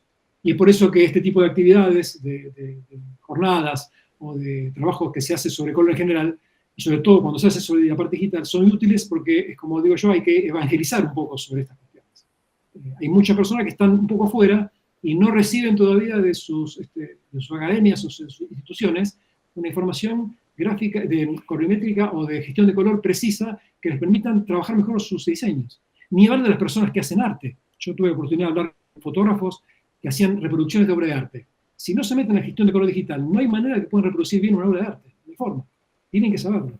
Entonces, digamos, depende del grado de uno haga, va a tener que meterse un poco o mucho, pero como que hay que agarrarlo a una vez. Muy bien. Pues no sé si daría tiempo todavía a hacer alguna última pregunta más o ya quizá las podemos, si no, reservar. Si no es alguien que tenga mucha necesidad de, verdad, impetuosa de que le respondamos hoy. Como va a haber aparte quedan 2 sesiones todavía, tenemos la semana que viene, nos vamos a ver, y tenemos una última sesión también con, bueno, preguntas a todos los ponentes. Podemos en esa sesión de debate, si queréis, plantearlas. Agradeceros a todos los ponentes y a todos los asistentes, bueno, por la estupenda tarde que hemos pasado hoy y nada, muchísimas gracias a todos. Gracias, muchas gracias por la invitación. Gracias. Ricardo, Muchas gracias. Gracias. Gracias a todos. Adiós.